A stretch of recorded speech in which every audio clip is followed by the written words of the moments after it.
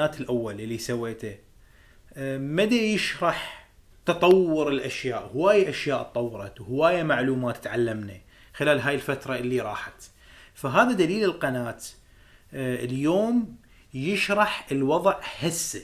زين، هاي القناة شغلتها الوحيدة تشرح لك شلون توصل إلى ألمانيا بطريقة رسمية، أما دراسة أو عمل. فبالتالي اللي راح تشوفه في هذا الفيلم هو ملخص يشرح لك الخطوات على مود توصل إلى ألمانيا، وشنية الأفلام اللي لازم تشوفها على مود تصير عندك صورة كاملة. زين، أي شخص ما يفكر بالهجرة وضد الشي اللي دا نسوي عين الظلمة، ها شغلة وين وصلت خوي؟ هاي الشغلة ما تفيدك. أنا هنا شغلتي ويا الناس اللي تريد تطلع من العراق.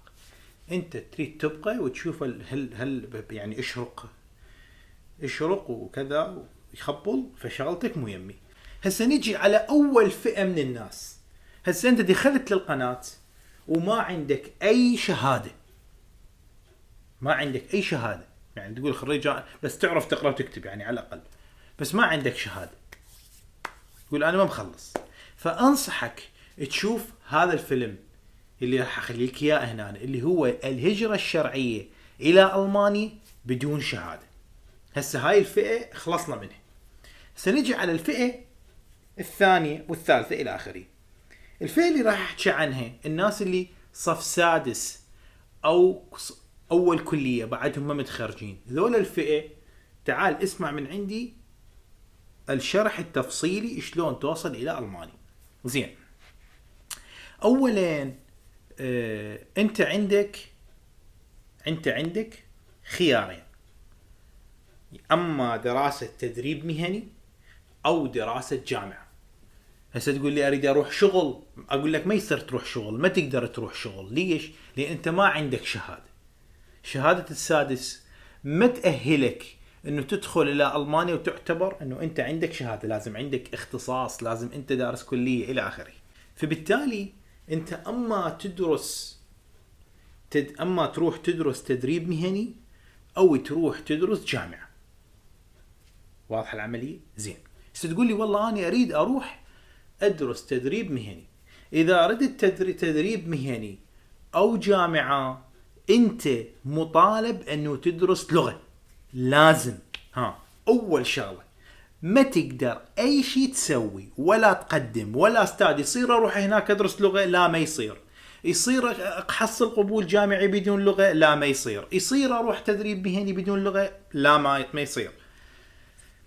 من الاخير اذا تفوت للسفارة وما عندك شهادة لغة ألمانية على الأقل B1 لا تفوت، يطردوك من الباب. واضحة هاي العملية؟ فتحتاج على الأقل مستوى B1 على الأقل. الحد حسب معلوماتي ضمن هاي اللحظة الزمنية اللي تحتاج تسوي شنو؟ تحتاج فقط تتعلم لغة ألماني. شلون تتعلم لغة ألماني؟ تدخل على البلاي ليست مال القناة وحاط لك بلاي ليست أفلام تعلم اللغة الألمانية. كلش مهمة هاي الأفلام، لازم كلها تشوفها. تتعلم شلون، اكو طريقة تتعلم لغة ببلاش، اكو طريقة تتعلم لغة شلون تنجح بامتحان الB1.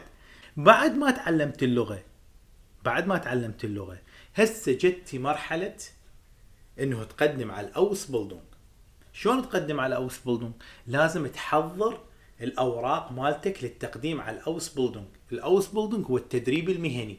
شلون تحضر الأوراق؟ يعني تحتاج ليبنزلاوف، سيرة ذاتية، تحتاج موتيفاتسيون شرايبن، تحتاج رسالة تحفيز أو الرسالة اللي ليش تقول أنا أريد أشتغل بهاي الشغلة وأدرس هاي الشغلة.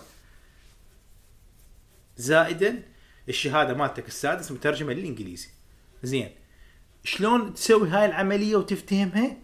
تروح تشوف حلقتين مهمة. الحلقة الأولى وهي أسرار مقابلة العمل، هاي دا تشوفها يمك قدامك، وتشوف حلقة طريقة التقديم على الأوس بولدونج. هل أحتاج بالأوس بولدونج إلى حساب مغلق؟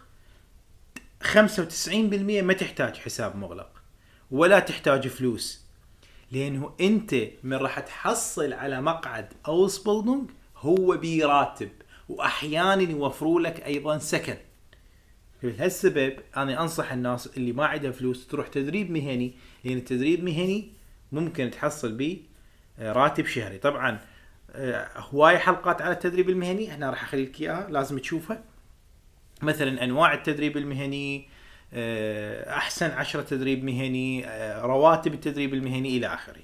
شكو شغله تخص التدريب المهني هنا أنا لازم تشوفها.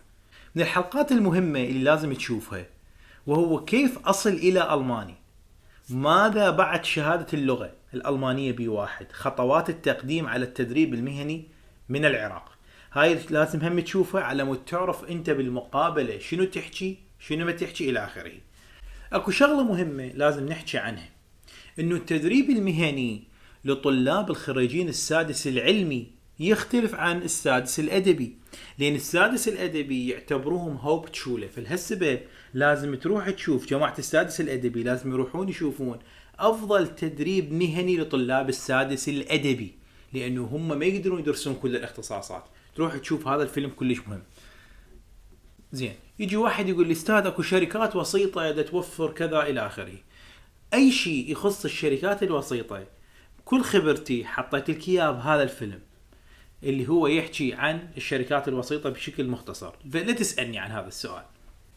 هسه تقول لي اني يصير اعادل شهادتي من العراق؟ نظريا يصير تعادل شهادتك من العراق، ومعادله الشهاده شارح لك اياها بهذا الفيلم، معادله الشهاده السادس لدراسه التدريب المهني.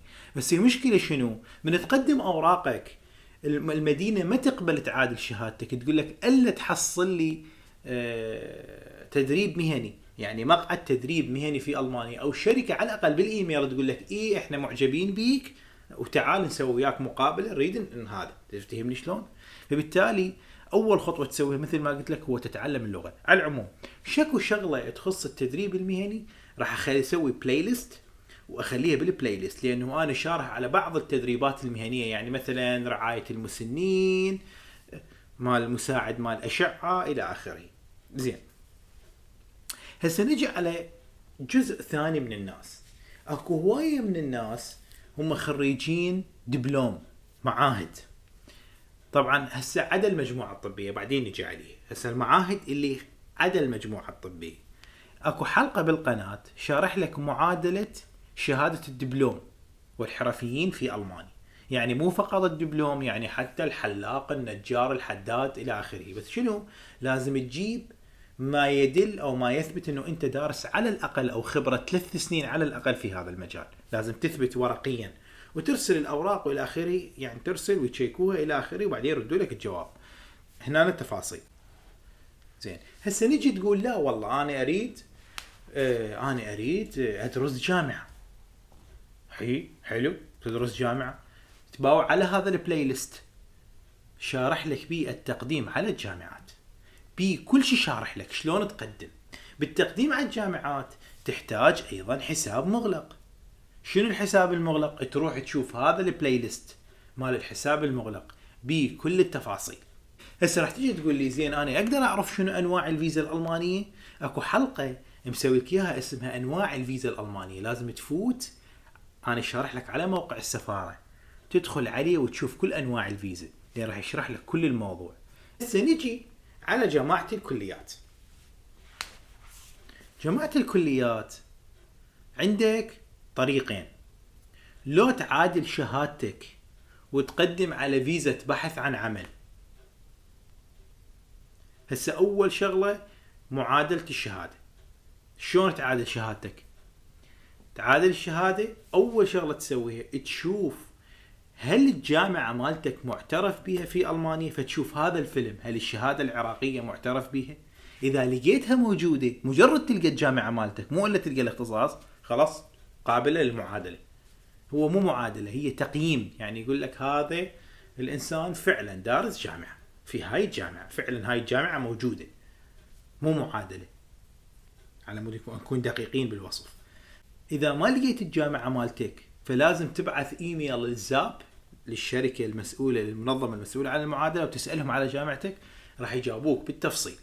ورا معادلة شهادتك وانت اصلا تعلمت لغة وعلمتك شلون تتعلم اللغة، ومع حساب مغلق لازم تشوف الحلقات مال الحساب المغلق، راح تقدر تقدم على فيزا اسمها فيزا البحث عن عمل. شنو تفاصيل فيزا البحث عن عمل؟ لازم تشوف هذا الفيلم يحكي لك على فيزا البحث عن عمل وتفاصيلها وشروطها الى اخره.